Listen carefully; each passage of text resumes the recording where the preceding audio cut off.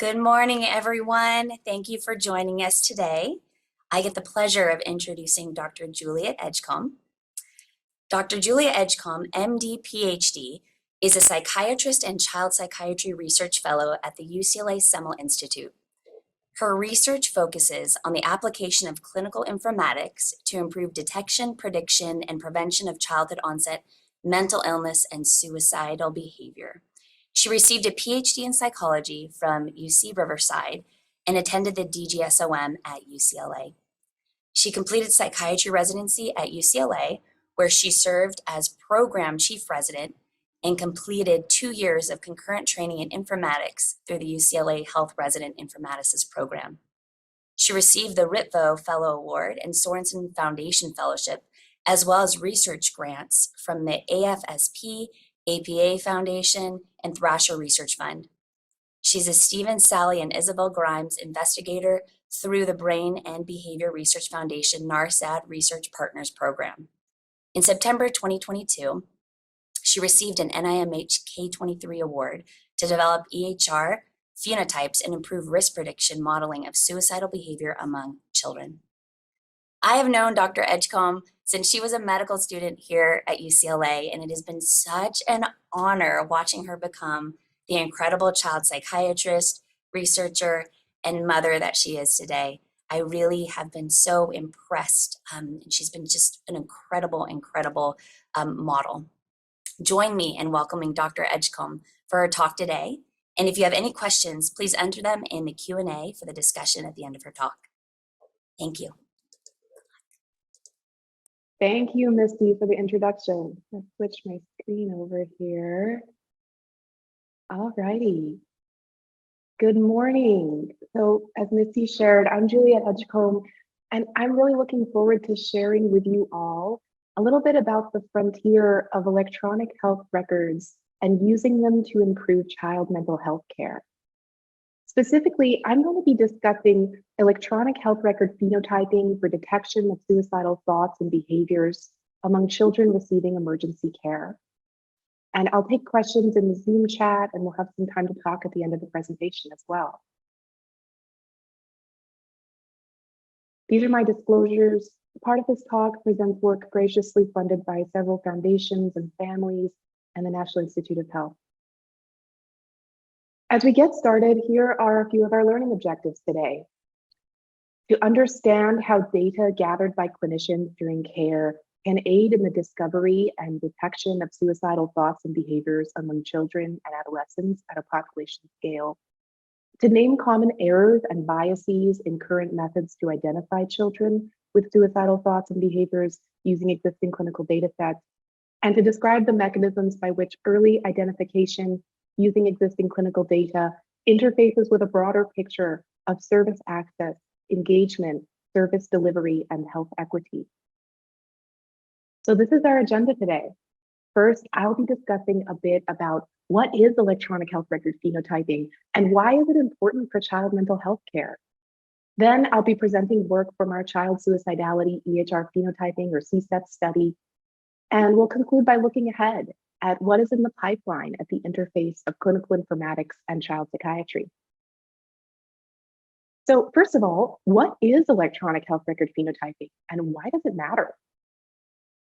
Chances are you have witnessed a rising interest in the interface of computers and mental health. Specifically, a growing interest in using electronic health records and the associated study of clinical informatics and data science to help detect, predict, treat, prevent mental health conditions throughout the lifespan using existing clinical data. Headlines in popular media like how AI will make your doctor smarter, along with countless calls to hasten the development of health informatics in the context of the COVID-19 pandemic. This interest has pushed healthcare technology and clinical informatics to the forefront of mental health practice and research.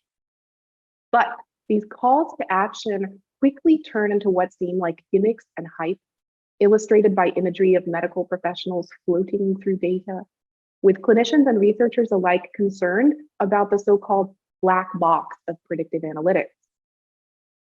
So today, my challenge for you is to think about the population of patients that you treat Every time you see a patient, chances are you are using an electronic health record. And by using that record, you are generating data about that person. And that data is stored somewhere. Chances are it's going into a database. If you are seeing patients at UCLA, almost everything you click on, type, select, and enter is stored behind the scenes. Wouldn't this vast repository of clinical data have the potential to improve care for children, to find kids at risk for bad outcomes, to maybe identify errors and biases in our practice, to continuously improve care in a meaningful way? So my challenge for you as I talk today is to keep in mind the children you treat and the unanswered questions you wonder about in your clinical practice, and to think about whether all of the data that you are creating could help your patients. But first, we have to do no harm. I imagine when you think of this large repository of clinical data being created behind the scenes, and also think of all the unanswered clinical questions that you wonder about and that matter for treating kids, there's a gap. And you're correct, there's a very big gap.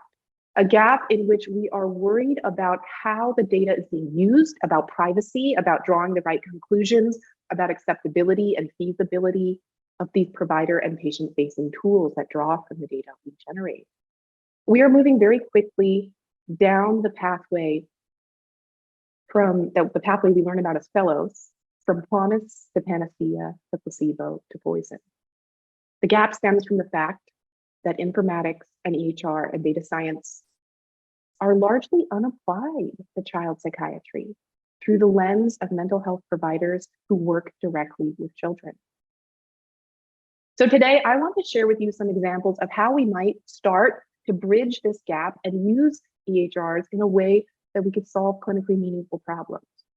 And the vision I hope to instill is that patient data does not just get fed into a database that sits somewhere and is a potential liability for the patient, but rather a system in which we can readily translate that information back into better quality care and more equitable care for our patients.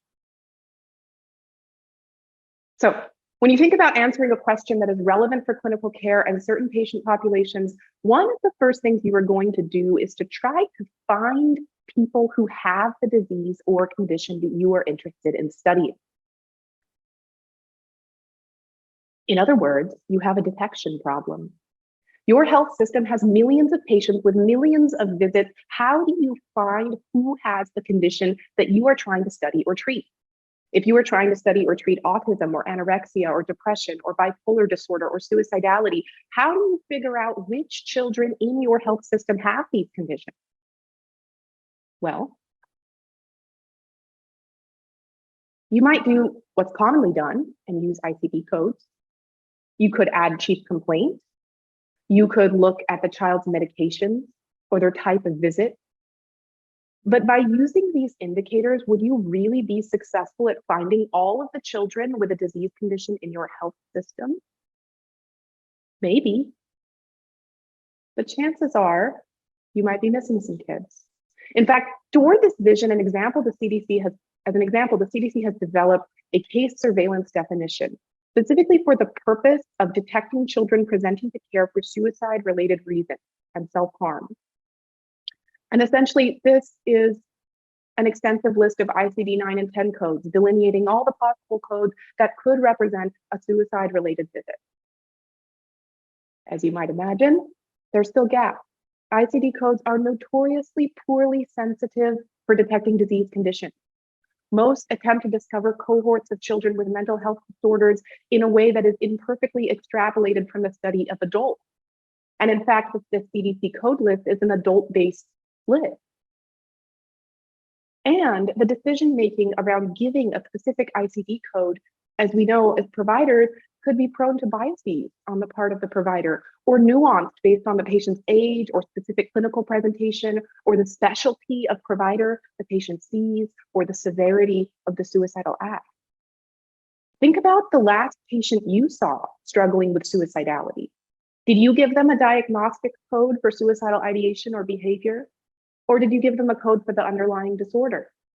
What chief complaint did they come in with? Was it suicide attempt or ideation? Or was it depression, or school avoidance, or irritability.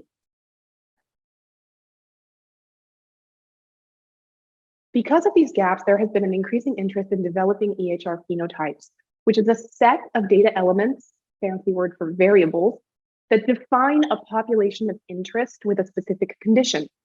The idea here is that we can take millions of people and look at their EHR data, both the structured data, the billing codes, the ICD codes, the medications, and the highly unstructured data, the clinical documents, to reliably identify populations of interest. By quickly being able to find kids who have a condition, you can then recruit for clinical trials or genetic studies, or look at practice patterns, look at who receives high quality care and who does not, and maybe find where some of the inequities are in the care that we provide. If you can discover all of the people in a healthcare system with a specific disorder, you can then begin to predict who might develop that disorder, potentially prevent the disorder, and once detected, possibly intervene. If this sounds familiar, it's because we just spent the last 2.5 years in a pandemic, in which detection of disease was clearly one of the first steps toward prediction and prevention and intervention. On the flip side, a false negative, a missed detection, is actually very costly. If you are trying to answer any question about an illness using an existing data set, you have to be able to identify who has the illness with a high degree of sensitivity. Because if you cannot measure who has the condition of interest, those cases are missed, unmeasured, lost. We cannot predict what we cannot measure, we cannot prevent what we cannot measure, and we cannot intervene on what we cannot measure. Although the idea is relatively new to psychiatry, for the last decade, the Electronic Medical Records and Genomics eMERGE work group has attempted to create frameworks and protocols to standardize the elements we use to find patients in EHR databases. This diagram from their website describes the different types of EHR data on a continuum from structured to semi-structured to unstructured, moving from diagnostic codes to things like problem lists and clinical notes. This is a really cool foundational paper for anyone interested in learning more about the methodology of developing EHR phenotypes for a psychiatric condition. Victor Castro's group, now 7 or 8 years ago, conducted this study in which they developed and validated a phenotyping approach using structured and unstructured data to find bipolar disorder cases and controls in adults.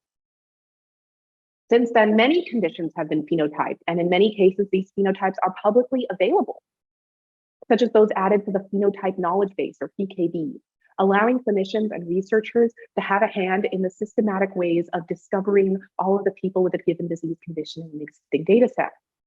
But notably lacking is that child psychiatry is missing many of these phenotypes. There are some exceptions like autism and ADHD, but specifically missing is the second leading cause of death among children after 4th grade, suicidality. In fact, we have jumped straight to trying to predict suicidal behavior using EHRs, with many examples of noble attempts to do this well across psychiatry, child mental health, and clinical informatics. But often without stopping to make sure that we can find in an existing clinical data set all of the children who have received care for suicidal thoughts and behaviors. Unsurprisingly, as Bradley Belcher and his colleagues point out in their critical review and simulation study, our risk prediction models are not good. Quote, to date, suicide risk prediction models produce accurate overall classification models, but their accuracy of predicting a future event is near zero. What you can't measure, you can't predict. What you can't predict, you have a hard time preventing. So this was the inspiration for our pilot study, the Child Suicidality EHR Phenotyping Study. And the goals of our study were, 1, to compare the performance of ICD codes and chief complaint using that CDC list of case surveillance for suicide attempt and self-harm. In detecting ED visits by children for suicidal behavior and self-harm, how well do ICD codes and chief complaint do compared to a human reading a record who's able to tell us whether the visit was for suicide or not? 2, to describe variation in performance of these standard metrics, chief complaint and ICD code, by child sociodemographic characteristics, the age group of the child, their sex, their race, their ethnicity. And third, to try to get better, to improve sensitivity of detection by developing, cross-validating, and comparing the performance of 5 machine learning classifiers in detecting emergency department visits by children and adolescents for suicidal behavior and self-harm, using over 100 potential EHR structured data indicators.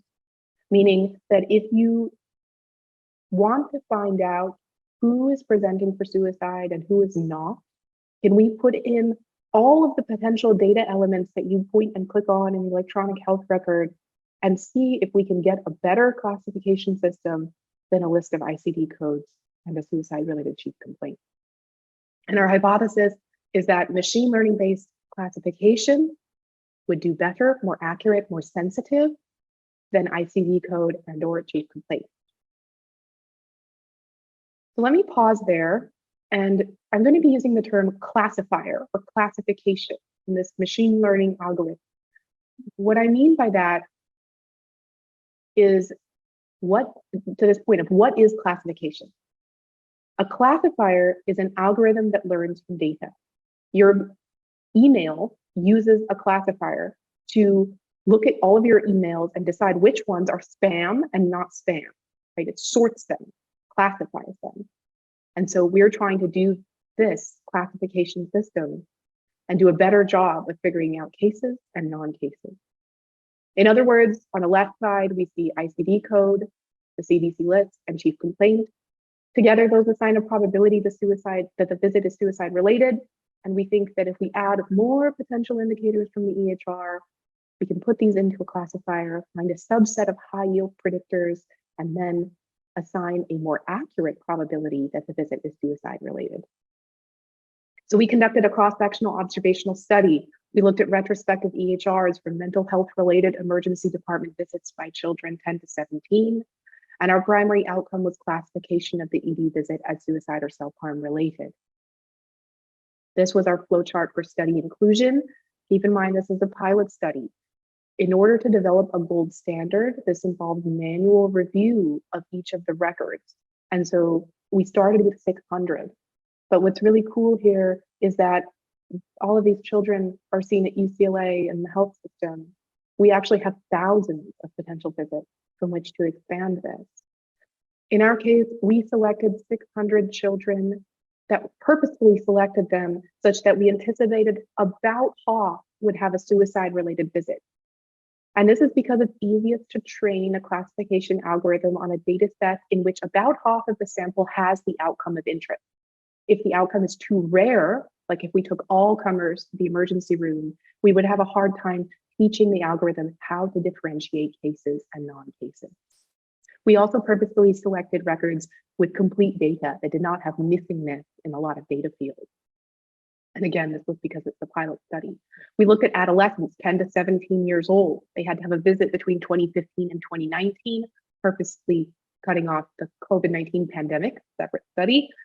And we defined a mental health related visit broadly as any emergency department visit by a child with a mental health disorder or a chief complaint related to suicide or psychiatric chief complaint or an involuntary hold order or a positive Columbia suicide screener. In order to determine what is the truth, our gold standard was the actual presence or absence of suicidality by manual review of all clinical notes from each visit and assigning a classification using the Columbia classification algorithm of suicide assessment.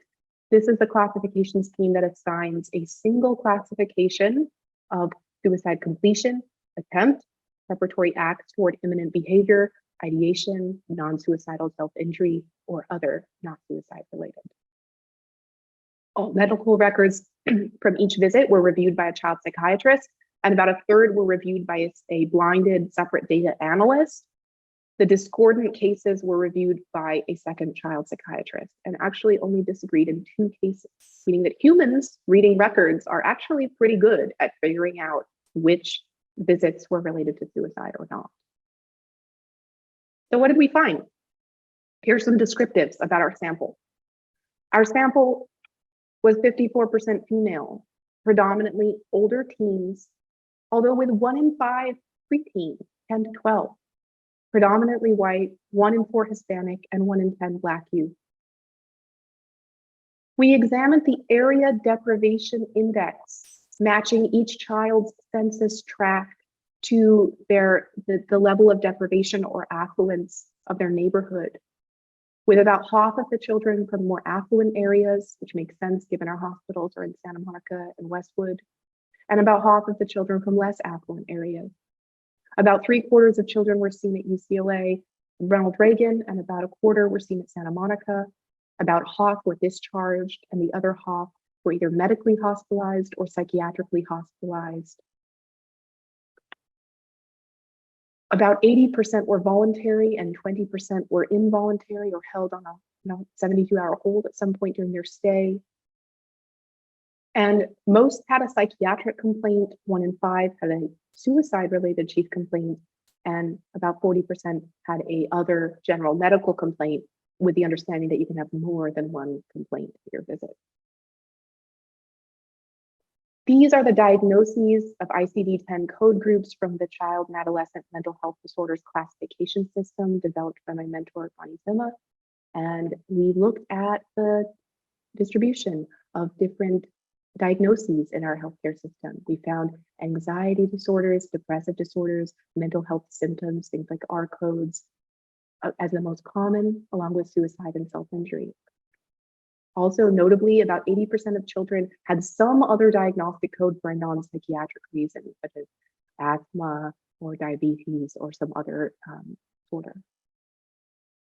1 in 4 children had an ED visit in the last year, and 1 in 20 had a medical hospitalization. About 1 in 20 had a psychiatric hospitalization in the last year.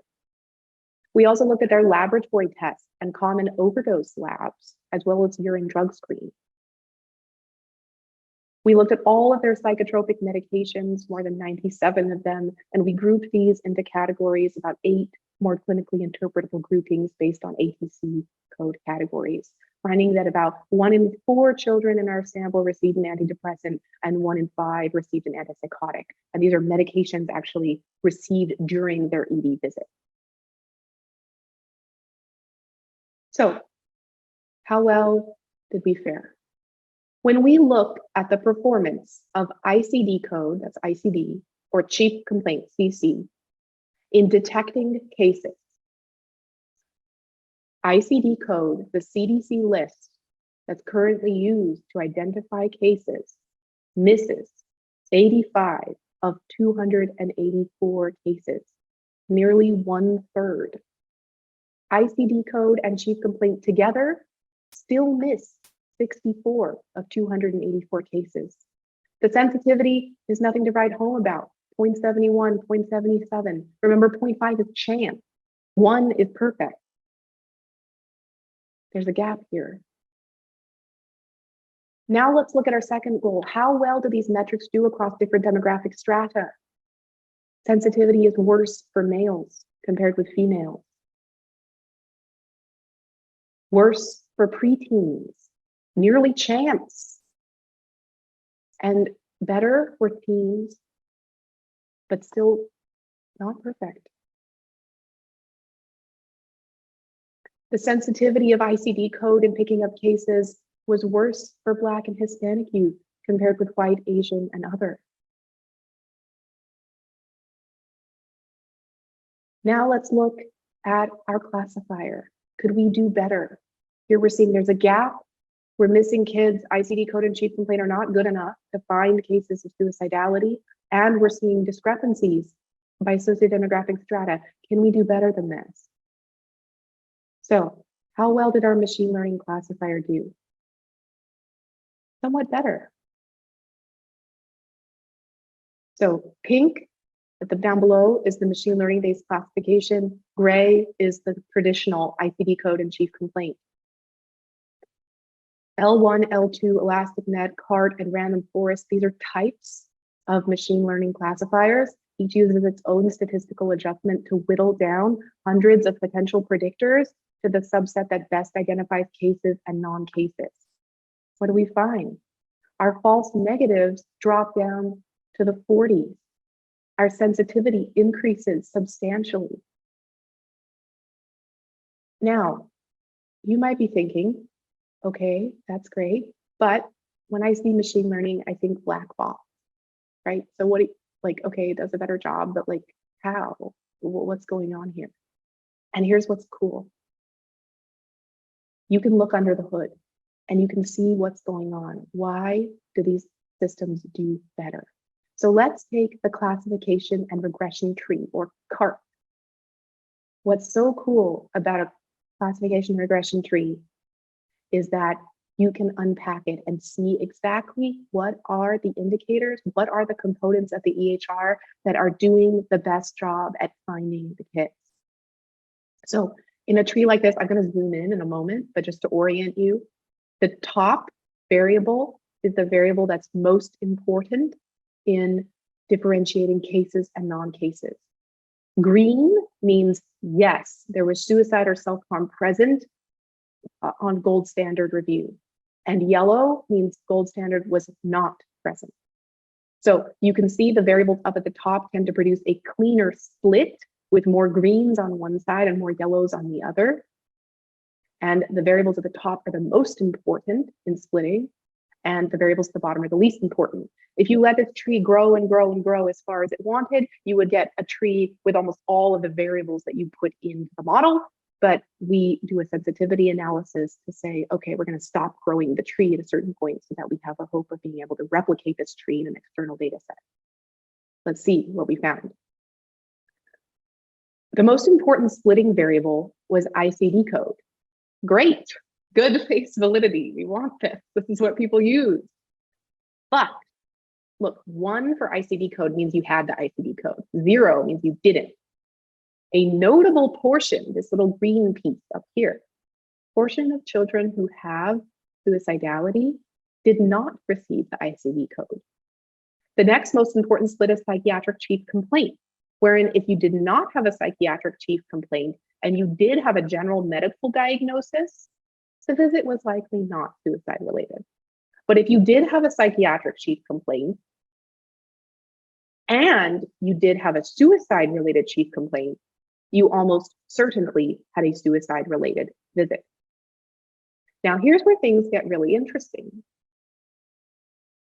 We put in hundreds of potential predictors, but after ICD code and chief complaint, what's the most important thing? Hospital site. Children who presented to Westwood were more likely to have suicide-related visits compared to Santa Monica. And if children presenting to Westwood, the next most important split was depression-related ICD code. If you presented to Westwood and you did not present with a depression-related ICD code, then you were not likely to have a suicide-related visit. But of the children who are presenting without an ICD code for suicide, with a mental health-related chief complaint, without a suicide-related chief complaint, and with a diagnosis of depression, the next most important indicator was the affluence of the child's neighborhood. And we found that children who came from more affluent neighborhoods tended to use the ED for more suicide-related reasons. And so this, to me, is a really interesting piece because we're finding contextual variables where the child receives care, what their underlying diagnosis is, and the affluence of their neighborhood as important indicators in identifying children presenting for suicide. So you can see by doing this exercise, we move from the black box of machine learning, where people are floating through space with data, to quite clinically relevant information that grounds the discovery of children's use of emergency departments for suicide as quite grounded in their social context, including the chief complaint they present with, the hospital they are brought to, and even the affluence and deprivation of their neighborhood. So what did we find? What are some key takeaways? Using ICD codes alone misses nearly 30% of cases. Using ICD codes and chief complaint together misses 22.5% of cases. ICD code and chief complaint do worse for males preteens, and Black and Hispanic youth. Machine learning-based classification has potential to substantially reduce false negatives, missing only 14 to 16% of cases, depending on which algorithm you use, and has the potential to provide a readily transparent, data-driven visualization of potential indicators beyond ICD code and chief complaint, which prompts us to consider mental health related chief complaint, the idea that a child coming into our emergency room doesn't necessarily say that they are suicidal the first time they talk to a triage nurse, but rather might present with a more general mental health related chief complaint. Consideration of underlying disorders such as depression in identifying cases, site-based effects, and the role of potentially social determinants of health, which is very interesting because it shows that maybe when we link EHR data to other data sets, we can find out more information of the contextual factors going on for a child. And ultimately, we are still missing cases. So there's many limitations of this study. This is a single site study. It's a pilot study. It's an academic medical center. We're underpowered to detect differences in demographic strata with statistical significance.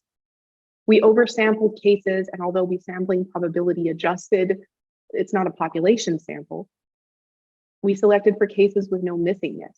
We didn't include children younger than 10 years old. We omit medically ill children without mental health conditions. We don't include Columbia scores.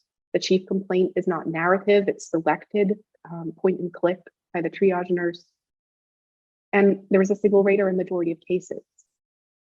We also rely on the provider notes in order to develop our gold standard.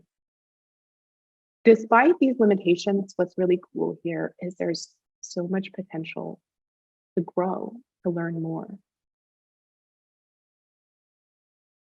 There are many barriers to trying to leverage EHR data to find clinically meaningful conclusions that matter for kids. And this is just the start. So looking ahead, what can we do next? Well, going back, we're still missing cases. What else could we use to find the cases? The notes, right? So that's where things are going. What's in the pipeline for clinical informatics and child psychiatry? Well, if we think about the spectrum of going from data to risk stratification, to finding high-risk populations, to developing clinical interventions, that last mile to take this back to patient care, that's one of the longest. And why is this mile so long? Well, EHR data are far from perfect. They're largely missing. What does this mean? People seek psychiatric care when they are ill, and data are recorded during these episodes. Increasingly, people are looking toward linking EHR data to ecological momentary assessment, to patient-facing surveys, to information collected outside of points of care. There's also many variables that might be relevant to discovery or prediction that are simply not coded in EHRs.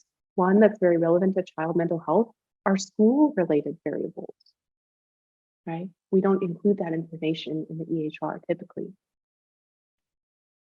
But perhaps there is room to geolink individual level child data by zip code, by census tract.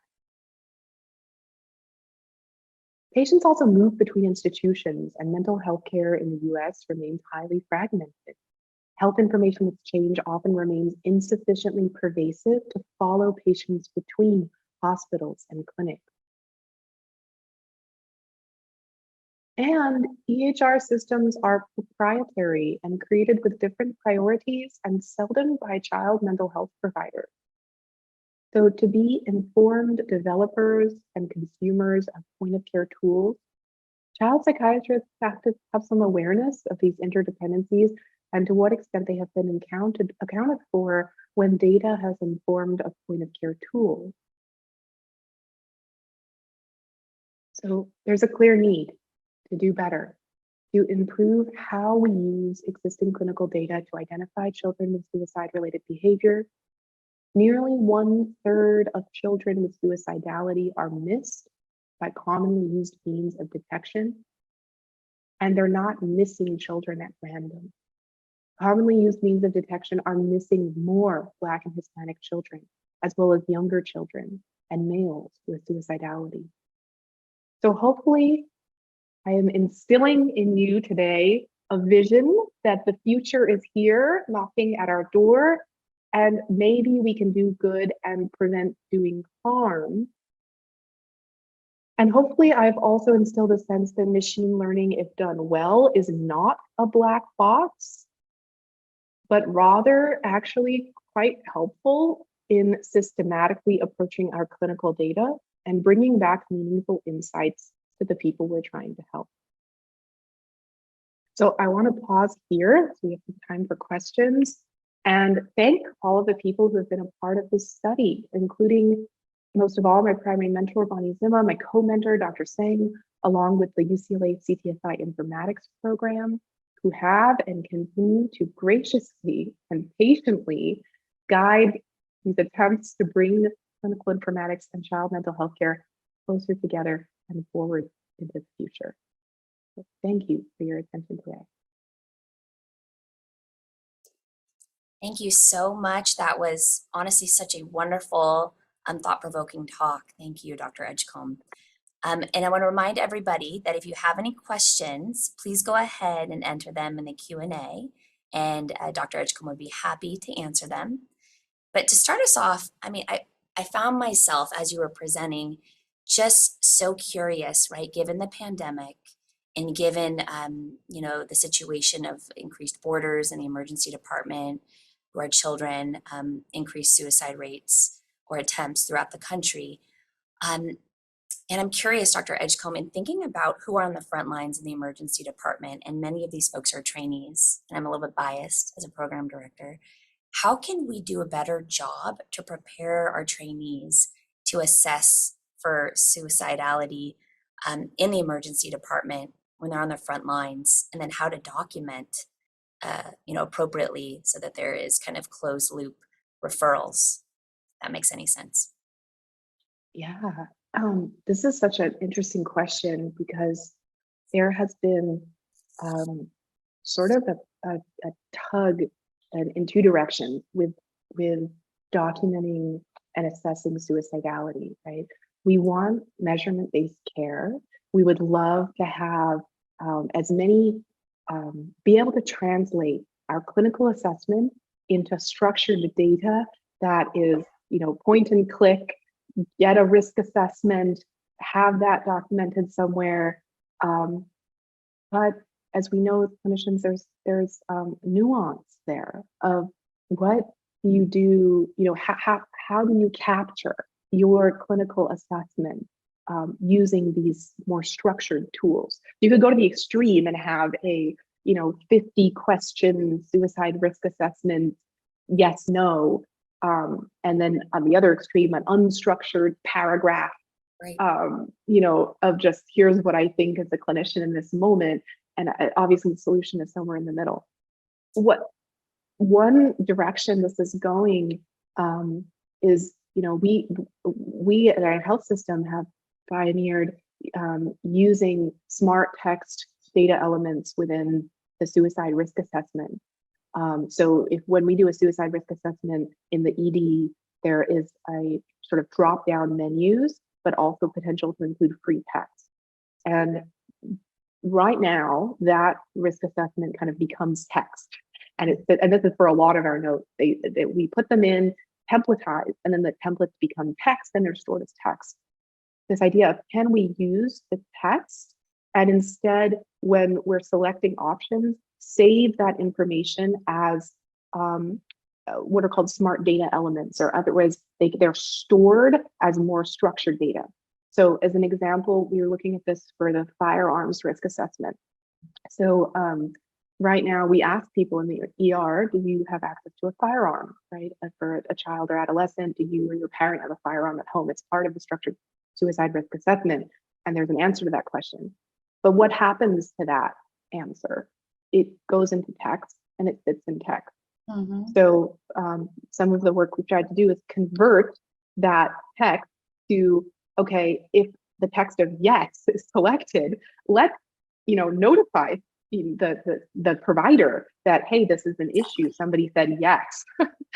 And so I'm hopeful. Sorry, this is a little bit of a long-winded answer to your question. Love it. There's a lot of room to do better. And also it's so awesome that trainees are becoming more and more interested in clinical informatics. They see this, from starting medical school in the 2010s onward, there's a whole generation of people who have only used electronic health records, and I think recognize how it can be a barrier and a tool that actually helps if used correctly and if developed correctly. I think that was such a beautiful response, even just the logistics of it all. If you're trying to collect that data, how to pull it if it is text, and how hard it is to extract data. We have 4 questions, and actually I talked long enough. So Dr. Edgcomb, I'll go ahead and pose them to you, okay? Yeah. The first one is, how do you think machine learning would perform against an easily administered questionnaire like the suicide ideation questionnaire or the PHQ-9 suicide item? Ooh, I like this question because it's not an either or. You could use both. Ideally, you're using both. So I think they have different purposes, right?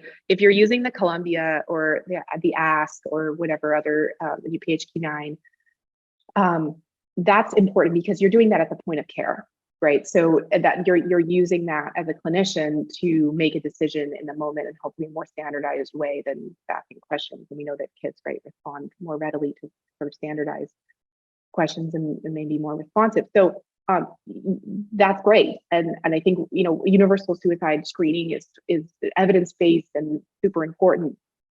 And those responses, let's not lose those. Like, let's keep those in the record in an accessible way. So right now we ask the Columbia, right, for children in the ER, but we've actually asked it in many different versions and formats. So it's quite hard to get that data and get it cleaned up and be able to feed it back into this sort of classification algorithm. So that's actually one of their future steps with this project is we have all the Columbia scores of the children in the ER. Can we add that into our classifier and does it do better? And so I think that the answer to that is there's synergy. And yes, we want to ask those questions at the point of care to make an immediate decision. And yes, we want to store that data and use it to look at trends over time and keep it in our database and use it to inform classifiers. Thank you. That was just beautiful and thorough, and we need it. The second question is maybe similar to the first one that I asked, but I'll ask it. It's a more pointed question. Thanks, great work. It seems like the informativeness of EHR is highly dependent on clinicians. Do you have thoughts about how to better train clinicians to enhance the information captured? Well, I think I want to answer this in a way that doesn't reiterate the first question, but here's the thought. I think to get an awareness that we strive to operate in what's the Institute of Medicine would call a learning healthcare system, meaning that whenever we use an EHR as clinicians, we want to be aware that data goes somewhere and that then that data could be used to make the EHR better. It's a cycle. I think they call it a virtuous cycle. And so I think kind of if I wanted to get one point across, it would be that we as child psychiatrists, we are generating data, our patients are generating data. We want that data to come back to do good for our clinical practice and our patients. So to be aware that this is a loop and we want it to be a functioning loop that iterates and continuously improves. I think that closed loop everything is really kind of where my head's at in general. Closed loop communication, closed loop referrals. I feel like we can do better across the board with that. Thank you so much for emphasizing that. The next question is, can you discuss how sensitivity changed with machine learning for ethnicity independent of affluence in detecting SI, suicidal ideation? I love this question. And this is where we are limited by our pilot data sample. So I think what the question asker is asking is like, how well did the classifier do for race and ethnicity, like across race and ethnicity? And with an N of 600, we're kind of limited in that. And one of the reasons I say that is there's a really great article. Yates Coley is the author, came out in JAMA, and it was all about how classifiers, and this was for prediction of suicide, performs more poorly for minorities compared to, I think it was white, and I'm not sure exactly all the comparison groups, but they looked at our risk prediction models for suicide do worse for, I think it was Black, Hispanic, and Native American Pacific Islander. And that's because when you train a machine learning model, you have to have a sufficient population on which to train the model. If you throw in all comers and you have a majority population, it could be a majority for any reason, you bias your classifier to do better to predict the majority class. And so we really have to do a good job of making sure that our classifier is trained on a sufficient population in order to draw conclusions about that population. And so when we throw in new data into a classifier that trains on a majority white or affluent population, you are biasing the classification you make and potentially doing a worse job. And so with our N of 600 in our academic affluent medical center, in an affluent area, I really worry about how well our classifier is going to do with a small population when we see that there's a demographic distribution that might not be appropriate for drawing conclusions in that regard. And so this question is so important because we have to be really thoughtful. And that paper, I think, really highlighted that, like, just like with other studies of, whenever you use a patient population to draw conclusions, we have to keep in mind equity and whether we're actually going to be able to draw accurate conclusions and not introduce more bias there. Thank you for that detailed explanation and just a general awareness of how we generalize and where there are limitations, and there are always limitations. I really appreciate that. There's two more questions, and I think we'll take the time, do the best we can to get through them. Thank you so much. The next one is, given the potential to identify so many more kids at risk, what are the next steps to getting patients to appropriate levels of care, especially keeping in mind the ever-growing wait lists in community mental health for underserved kids? Good question. Wow, Woo, I would love to get there. How do you solve world hunger? It's a great question. It is an awesome question. It's a tough one. I think it goes to that, like, last mile is the longest piece, right? Of like, okay, that's nice. You can classify kids. How do you get this back to something that's meaningful? And I think the answer is that there's a lot of steps in between. Like, I do not pretend to hope that a pilot at a single institution is going to be readily generalizable and implementable in the immediate future. But there are principles, I think, that are important in conducting these studies.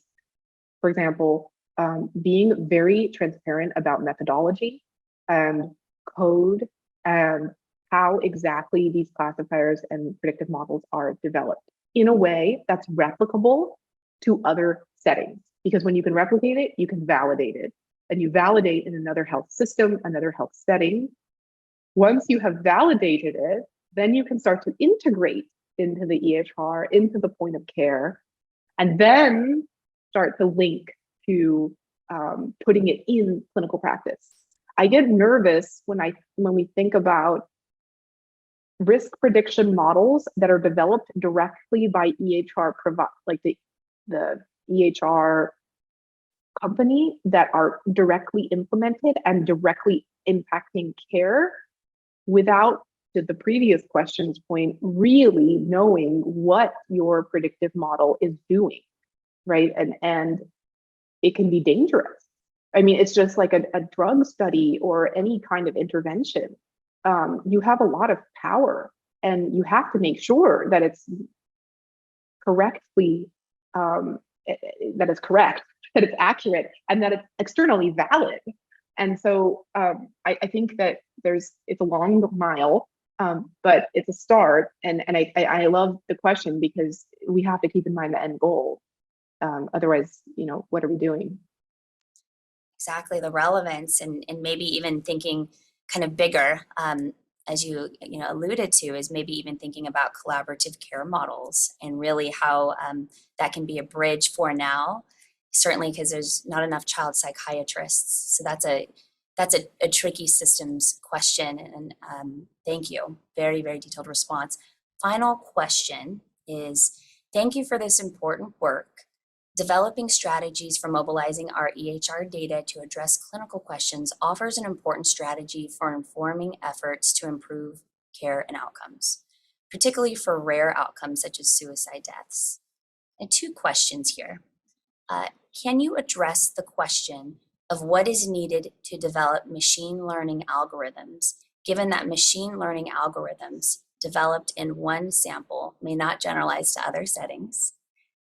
And then maybe I'll go ahead and pose the other question so you can think about it. The UCLA sample, for example, is somewhat unique in that inpatient psych hospital beds are available at UCLA, and we are a relatively high SES population. What would you expect in emergency departments such as Harbor or all of you? This is a big question. And okay, so let me try to unpack. So first, for the generalizability issue, I think here there has to be a sense of reproducibility and transparency as key to the method. The term meticulous documentation comes to mind. We need to know, when you ever see a prediction model or a classification model, I hope that paper has a ton of supplementary tables or a link to the person's GitHub or some detailed information about how exactly to replicate that algorithm in a different data set or population.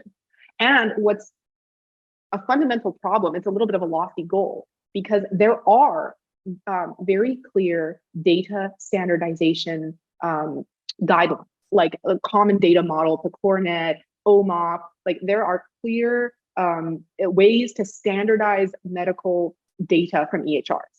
But how many child psychiatrists are involved in that? Few. And so these standardized systems often do not include the variables we are interested in. They do not mandate, for example, collecting information about a child's education or school or grade or truancy or other variables that we know are very important, school refusal. Good luck, that's not in the data model, right? And part of it is because child psychiatrists they don't have a foot sort of in the equation of standardizing these data. And so when you try to look at the PCORNets and the efforts made to synthesize EHR data across sites, including community sites, including sites outside of our health system, you're very limited when you start to look at child mental health variables. And so to Misty's point about training, getting more child psychiatrists into this space, I think is so important, because then we can start to make arguments for like, hey, this is important for the equity in our patients and our care, and these variables and these sociodemographic and social contextual variables are important. Okay, so generalizability, we need more child psychiatrists involved in the development of standardized EHR, aligning EHR variables behind the scenes so that we can standardize across institutions. And of course, we need to validate and be transparent about our data and our code. It's harder to share data than it is to share code, but we should be sharing kind of our what we're using to develop these models. The other question about how does this generalize to places without an inpatient psych hospital? So we tried to do that just a little bit with the Santa Monica site, because we don't have inpatient beds directly there. And there, in fact, it popped up as an important predictor. So I would not be surprised if looking at across other sites if the availability of inpatient psychiatric beds is a predictor, and I think could readily and should be included in these models. Also insurance status, and you're talking about Harbor and all of you in safety net hospitals, right? We have to be aware of those sort of factors as well, especially given ADI, the area deprivation index, came up as important. The Harbors and the all of yous, I mean, it would be amazing as a next step to be able to apply these models. It's hard to share data even within our UCLA Institute affiliated sites. And so, because it's protected health information and, you know, there's different systems at play, but maybe we can do better kind of thinking about long-term goals in terms of creating infrastructure for sharing these data across sites. It's so important to go beyond an academic medical center, which is where most of these models are developed, and then perfectly apply outside. Thank you so much. I mean, wow, beautiful responses, such a just thought-provoking talk. We have lots to do in the training space. So Dr. Edgcomb, we will be knocking on your door. And just thank you so much for all the work that you're doing. Thank you, Misty. Yeah. Thank you. Bye now.